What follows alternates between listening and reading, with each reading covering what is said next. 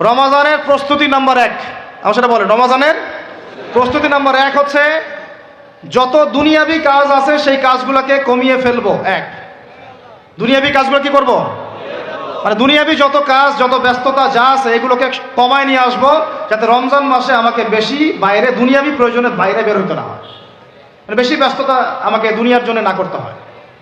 মনে করেন যে আপনি চাইলে এখন যদি সামর্থ্য থাকে রমাদান এবং ঈদের বাজার করে রাখতে পারেন, কারণ লাইলাতুল কদর নষ্ট করে ঈদের বাজার, রমজানের অনেক রুহানিয়াত নষ্ট করে দেয় দুনিয়াবি বাজার ঘাট, তাই না? সবার সামর্থ্য হয় না, কিন্তু বড় বড় যে বিষয়গুলো আছে, বড় বড় খাবার, মৌলিক খাবার, এগুলো আপনি 2 মাসের জন্য বাসায় রাখতে পারেন যদি সামর্থ্য থাকে।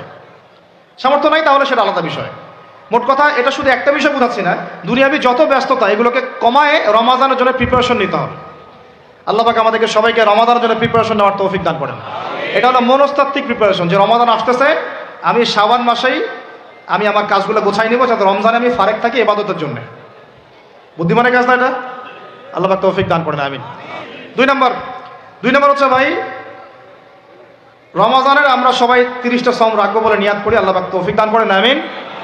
কিন্তু এখানে একটা কথা, 2 নম্বরটা হচ্ছে রোজা রাখার মতো রোজা রাখতে হবে। কি বললাম বলেন? রোজা রাখার মতো রাখতে হবে। এটা কেন বললেন ভাই? উত্তর দিচ্ছিস। উপোস থাকা, না খেয়ে থাকা আর সওম রাখা এক জিনিস নয়। পানি ছেড়ে দেওয়া, খাবার ছেড়ে দেওয়া আর ইসলামী সওম এক জিনিস নয়। অনেক ধর্মের মানুষ খাবার পানি ছেড়ে দিয়ে থাকে, উপাস থাকে না? হাদিসের মধ্যে নবীজি বলেছেন যে ব্যক্তি রোজা রেখে অন্যায় কাজ ছাড়তে পারলো না, মানে আল্লাহর মাসিয়াত ছাড়তে পারলো না, এই যে কাবায়ের ফাওয়াহিশ এগুলো ছাড়তে পারলো না, অশ্লীলতা ছাড়তে পারলো না, মিথ্যা ছাড়তে পারলো না, বেহায়াপনা ছাড়তে পারলো না, তার না খেয়ে থাকায়, পানি না পান করায় আল্লাহর কিচ্ছু যায় আসে না। আর রোজার বিষয় বুঝলাম। রোজা কাকে বলে ভাই? মানে রোজা মানে হচ্ছে আমি আল্লাহ পাকের সমস্ত নিষেধ ছেড়ে দিব। কি করব? আল্লাহর সমস্ত নিষেধ। রোজা থেকেছি, পানি খাচ্ছি না, খাবার খাচ্ছি না, কার ভয়ে? গোসল করার সময় 1 ঢোক পানি খেলে কে দেখবে? এই চেতনা তখন কাজ করে না? চুপ করে 1 লোকমা ভাত খেলে কে দেখবে? কেউ দেখবে? আল্লাহ ছাড়া কেউ দেখবে? কেউ দেখবে না। তারপর আপনি খান না কেন? কারণ আপনি অনুভব করেন যে আল্লাহ পাক আমাকে দেখছেন। এটাই হলো ইহসান। এটার নাম কি? ইহসান। এটাই বলা হচ্ছে হাদিসে জিবরিলের মধ্যে, আনতা আবুদুল্লাহ কাআন্নাকা তারাহ, তুমি এমন ভাবে আল্লাহর ইবাদত করো যেন তুমি আল্লাহকে দেখতে পাচ্ছ। ওয়া ইল্লাম তাকুন তারাহু, তুমি যদি আল্লাহকে দেখতে না পারো, জেনে রাখো ফাইন্নাহু ইয়ারাক, আল্লাহ পাক তোমাকে দেখছেন। এইটাকে বলে আল্লাহ কনসিয়াসনেস বা ইহসান বা তাকওয়া। আর তাকওয়া হাহুনা, তাকওয়া কোথায়? এখানে। আপনি সওমের আয়াতটা পড়েন, কুতিবা আলাইকুমুস সিয়াম কামা কুতিবা আলাল লাযিনা মিন ক্বাবলিকুম লাআল্লাকুম কি তাত্তাকুন, তোমাদের উপর সওমকে ফরজ করা হয়েছে ঠিক যেমন করে আগের উম্মতদের উপরেও করা হয়েছিল। উদ্দেশ্য হচ্ছে লাআল্লাকুম তাত্তাকুন, যাতে করে তোমরা তাকওয়া অবলম্বন করতে পারো। তাকওয়া মানে আল্লাহ কনসিয়াসনেস, এই যে আমি খাচ্ছি না, পান করতেছি না, আমি বিশ্বাস করি আল্লাহ আমাকে দেখতেছেন, এই তো।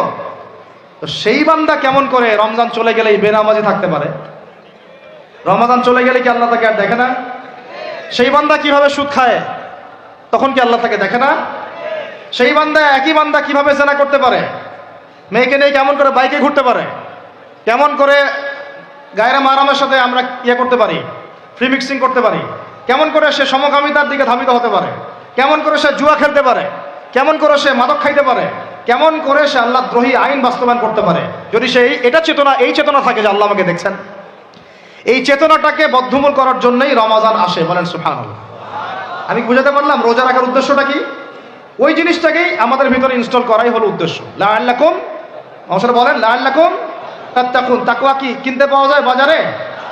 এই যে আল্লাহ পাক আমাকে দেখছেন, আমি খাবো না, আল্লাহ আমাকে দেখছেন, আমি পান করতে পারবো না, আমার রেস্ট্রিকশন আছে, পিপাসায় গলা ফেটে যাচ্ছে একেবারে রোদের মধ্যে, তাও খাচ্ছি না, কেন? কার ভয়ে? ওইটাই জীবনের সব ক্ষেত্রে বাস্তবায়ন করার জন্যই রমজান আসে। বুঝতে পারি নাই মনে হয়? ওই চেতনাটাই, একই চেতনাটাই জীবনের সবগুলো কাজে বাস্তবায়ন করার জন্য কি আসে? রমাদানের সওম আসে। আমরা শুধু রোজার ফজিলত নিয়ে বয়ান করি, রোজা রাখলে 70 গুণ নাকি হবে না, 70 গুণ হবে, 700 গুণ বাড়াই দিবে। মূল কথা ফজিলত তো ফজিলত পাবোই, মূল কথা এইটা, তাকেও অবলম্বন করতে হবে। আল্লাহ পাক আমাদেরকে তৌফিক দান করেন।